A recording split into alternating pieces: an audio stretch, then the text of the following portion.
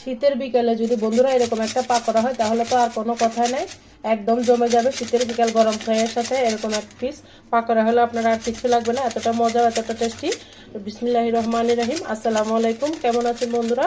আশা করি যে যেখানে আছেন সবাই অনেক ভালো আছেন। আলহামদুলিল্লাহ আমিও ভালো আছি। আজকে আরেকটা নতুন রেসিপি নিয়ে চলে আসলাম, একদম ভিন্ন রকম রেসিপি।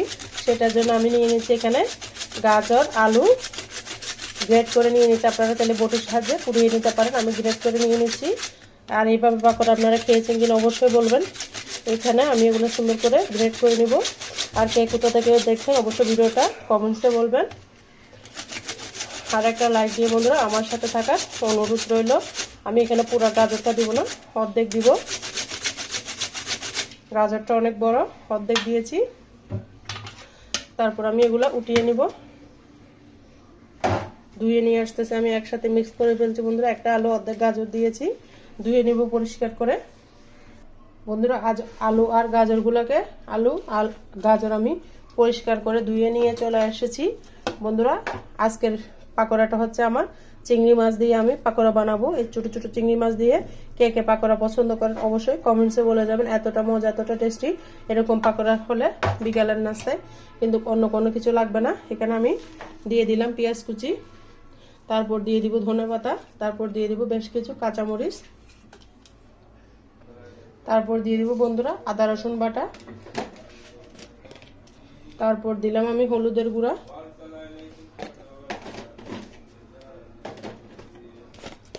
তারপর দিলাম মরিচের গুঁড়া, তারপর দিলাম ধনিয়া জিরার গুঁড়া,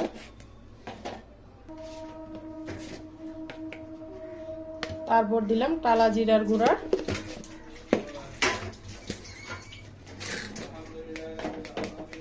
তারপর দিলাম চিনি, দিলাম লবণ স্বাদ মতো, দিয়ে এগুলোকে সুন্দর করে আমি মেখে নিব। ভালো করে অবশ্যই মেখে নিতে হবে, ভালো করে, কারণ এগুলা কাঁচা সবজি, সেজন্য যেন রসটা কাঁচা সবজি থেকে বের হয়ে যায় সেইভাবে সুন্দর করে মেখে নিতে হবে। আপনারা যতটুকু সম্ভব, আপনারা যদি সময় থাকে 5 মিনিট রেখে দিবেন, মেখে লবণ মেখে রেখে দিলে নরম হয়ে যাবে। আমার হাতে সময় নাই, তার জন্য আমি বিকালের নাস্তাটা বানিয়ে নেব শর্টকাট, তার জন্য বেশিরভাগ কষলিয়ে আমি বানিয়ে নিচ্ছি। এই পর্যায়ে দিয়ে দিব আমি চাউলের গুঁড়া, দিব আটা বন্ধুরা, আপনারা ছেলে ময়দা দিয়ে করে নিতে পারেন। আমি আটা দিয়েছি, আটার মধ্যে প্রচুর পুষ্টি আছে, সেই জন্য আমি হাফ কাপ আটা, হাফ কাপ চাউলের গুঁড়া দিয়েছি। এই পর্যায়ে দিয়ে দিব বেকিং পাউডার সামান্য, 1 চামচ থেকেও কম,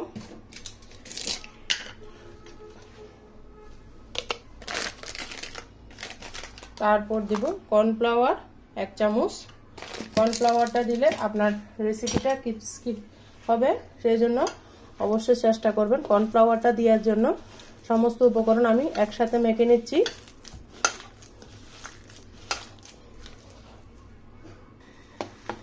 দেখুন বন্ধুরা, এই পর্যায়ে আমি দিয়ে দিব সেই চিংড়ি মাছগুলা। চিংড়ি মাছগুলা পরে দিবেন, না হলে কিন্তু একদম নরম হয়ে যাবে, তার জন্য চেষ্টা করবেন চিংড়ি মাছগুলা পরে দেওয়ার জন্য। দেখুন বন্ধুরা, এখানে আমার আর কোনো পানির দরকার হবে না।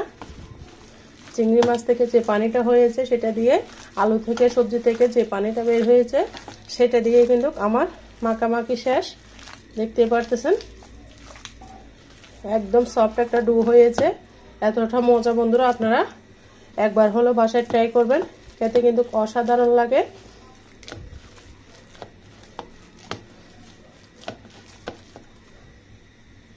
লবণটা একদম পারফেক্ট হয়েছে, আমি হালকা করে দেখেছি। নাস্তা বানানোর ক্ষেত্রে অবশ্যই লবণটা চেটে দেখবেন, লবণ ভালো না হলে কিন্তু আপনার নাস্তাটা ভালো হবে না। অনেক অনেক মজাদার একটা রেসিপি, আপনারা এভাবে বাসায় বানিয়ে খাবেন। এই শীতের দিনে কিন্তু এই মাছগুলো অ্যাভেলেবেল পাওয়া যায় বাজারে, দরজার, আমাদের তো দরজার সামনে নিয়ে এসেছে।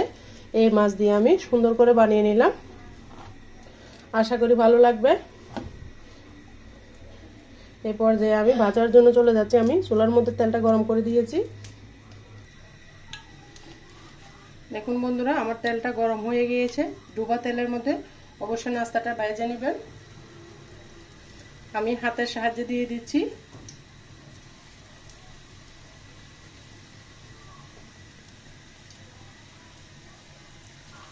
তেলটা অবশ্যই ভালো করে গরম করে নেবেন। আর বন্ধুরা, আমার রেসিপিগুলো কেমন হয় অবশ্যই কমেন্টসে বলবেন। আর এরকম ছোট চিংড়ি দিয়ে কখনো কি পাকোড়া খেয়েছেন কিনা সেটাও বলে যাবেন। অনেক অনেক মজা একটা রেসিপি এটা। শীতের দিনে কিন্তু সবাই বানিয়ে খাবেন কম বেশি, আমরা সবসময় খেয়ে থাকি, তাই আজকে আপনাদের মাঝে শেয়ার করতেছি।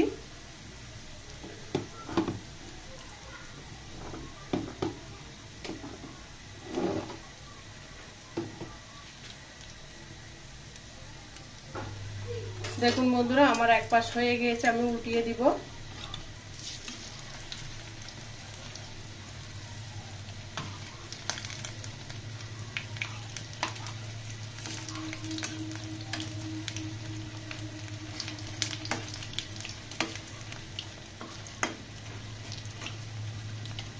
একদম মোচমোচা করে আমি ভেজে নিব।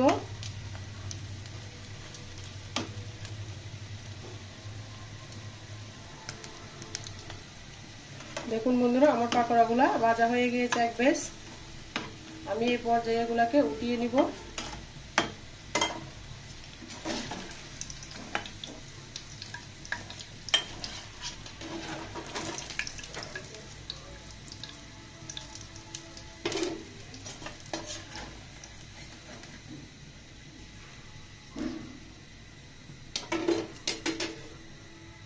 এখন আবার দিয়ে দিব।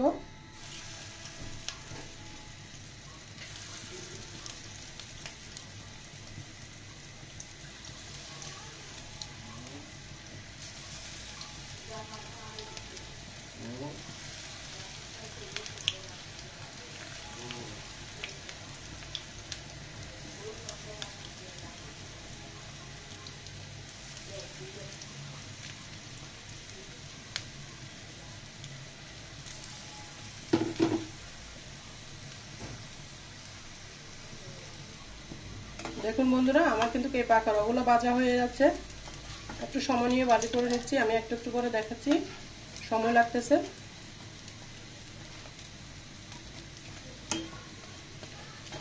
অনেক মজা বন্ধুরা, একবার হলো ট্রাই করবেন। আর আমার ভয়েসের মাঝে, কথার মাঝে যদি কোনো ভুল ত্রুটি হয় অবশ্যই সবাই ক্ষমার দৃষ্টিতে দেখবেন। আমি মানুষ মাত্র ভুল করে। আর বন্ধুরা, আপনাদের সাপোর্ট চাই, আপনাদের ভালোবাসা চাই। আপনাদের সাপোর্ট ছাড়া আমি কখনো এগিয়ে যেতে পারবো না। তাই আমাকে দয়া করে বেশি বেশি সাপোর্ট করবেন, ভালোবাসবেন। আপনাদের ভালোবাসায় এত দূরে এসেছি, ইনশাআল্লাহ আরো সামনের দিকে এগিয়ে যাব। আপনাদের ভালোবাসা দ্বারা আমি কখনো এক পাও এগিয়ে পারবো না, তাই বেশি বেশি ভালোবাসা দিবেন। আর আমিও ভালোবাসা দিব সবাইকে।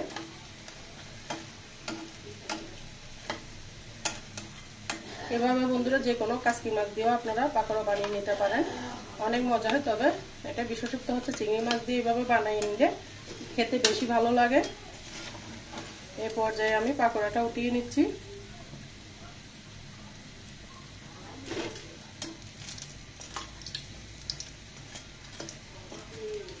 কার কার এরকম পাকোড়া পছন্দ অবশ্যই কমেন্টসে বলে যাবেন। আমার তো বেশ ভালো লাগে, অনেক অনেক মজা। সিম্পলের ভিতরে এরকম নাস্তা, কিন্তু বাইরে খেতে চাইলে অনেক টাকা লাগবে। চিংড়ি মাছ দিয়ে বানাইলে অনেক টাকা নিয়ে নিবে, তাই আমরা বাইরে থেকে না কিনে ঘরে মজাদার পাকোড়া বানিয়ে নিব সহজভাবে। আশা করি আপনাদের কাছে ভালো লাগবে। শীতকালীন তো আমাদের ঘরে সবসময় ধনেপাতা, গাজর, টমেটো এগুলো সবসময় থাকে। শীতকাল অ্যাভেলেবেল থাকে, তাই কম থাকে, তার জন্য সবার ঘরে কিন্তু সবকিছু থাকে। তাই আপনারা সহজভাবে বানিয়ে নেবেন। এতটা মজা, এতটা টেস্টি। দেখুন আমার অল্প একটু চিংড়ি মাছ আর আটা চাউলের গুঁড়া দিয়ে কতগুলা নাস্তা হয়েছে, দেখতেই পাচ্ছেন বন্ধুরা। দেখুন বন্ধুরা, আমি সমস্ত পাকোড়া বানিয়ে নিয়েছি। কেমন হয়েছে আমার পাকোড়াগুলা অবশ্যই ছোট্ট একটা কমেন্টসে বলবেন বন্ধুরা। আর বন্ধুরা, আপনারা আমার সাথে যারা আছেন সবাইকে অসংখ্য ধন্যবাদ এতক্ষণ পর্যন্ত আমার সাথে থাকার জন্য। দেখুন খুব সুন্দর করে আমি পাকোড়াগুলো বানিয়ে নিয়েছি, একদম ক্রিস্পি। কতটা মজা, একদম লোভনীয়। আপনারা এভাবে একবার বানিয়ে নেবেন, খেতে কিন্তু অসাধারণ লাগবে। চিংড়ি মাছ দিয়ে মজাদার এই পাকোড়া রেসিপি একবার হলো ট্রাই করবেন, খেতে অসম্ভব মজা। বন্ধুরা কেমন হয়েছে আমার পাকোড়া রেসিপি ছোট একটা কমেন্টসে বলে যাবেন। বন্ধুরা আজকের মতো আমি এখানেই বিদায় নিচ্ছি। সবাই ভালো থাকবেন, সুস্থ থাকবেন, আমার জন্য আমার পরিবারের জন্য দোয়া করবেন। আল্লাহ হাফেজ, আসসালামু আলাইকুম।